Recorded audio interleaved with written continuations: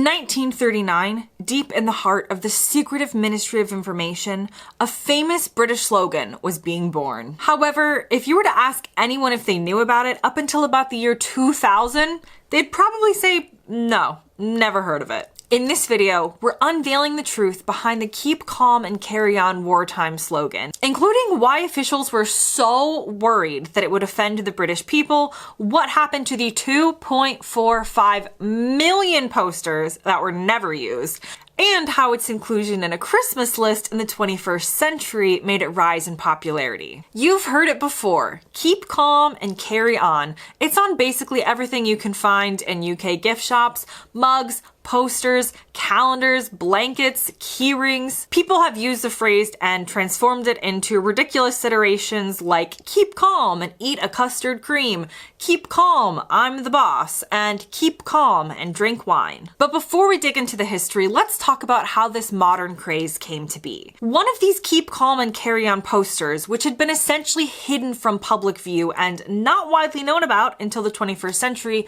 was found in a bookshop in 2000. The owners liked it, framed it, put it on the wall, and suddenly it starts to gain a bit of interest. They eventually made copies and sold the prints, and with the help of The Guardian in 2005, who added one of these posters to their Christmas ideas list, it took off. And I think the surprising thing for most people is that this craze wasn't a resurgence. It was the first time that most people in the UK had even seen the slogan, let alone people around the world. Now, the slogan does go back to 1939, and it was actually part of a series. There were 3 home publicity campaign posters, and they were designed to inspire and rally the British public at home for the war effort. The other 2 slogans read, "Your courage, your cheerfulness, your resolution will bring us victory," and "Freedom is in peril. Defend it with all your might." The goal behind these posters was to attract attention, obviously, be universally appealing to most Brits, and reflect a calming influence while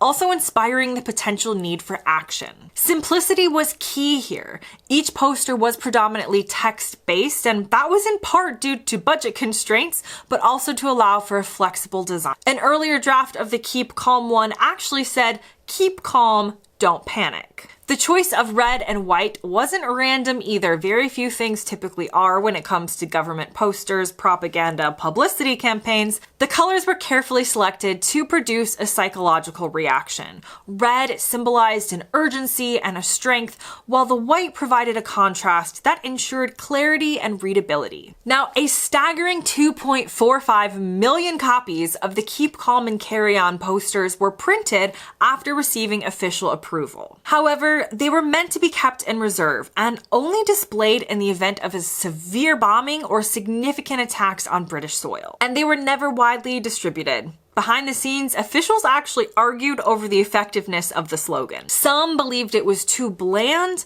while others thought it implied that the British public was panicking, something that could be seen as condescending or patronizing rather than reassuring. Because of these concerns, resources were directed to promoting the Your Courage poster instead. Just 4 weeks later, the entire campaign was scrapped anyway, and by 1940, there was a serious paper shortage, which, funnily enough, I've talked about in another video, link below. And this led to the majority of these posters being pulped and recycled. Even the posters that were displayed weren't part of the official campaign. A few unauthorized ones did surface over the years, including one in a lab in Bedfordshire and another hung in a shop in Leeds, but these were very few and far between. And as I mentioned, for decades the slogan remains pretty unknown until its fateful discovery in 2000. Once it gained traction, it spread like wildfire, and it still invokes what the original creators did intend, which is this sense of calm, the British stiff upper lip, and resilience in the face of adversity. It's just that it wasn't really used in British wartime. Now, as with anything widely recognized, parodies and adaptations soon followed in the 21st century. Some notable ones include "Now Panic and Freak Out," which is a humorous inversion of the original slogan, "Get Excited and Make Things," a motivational twist encouraging creativity. McFly had an entire tour that they called the Keep Calm and Play Louder tour. You have the Don't Keep Calm, Get Angry and Save Lewisham A&E, which was a protest slogan used against NHS budget cuts.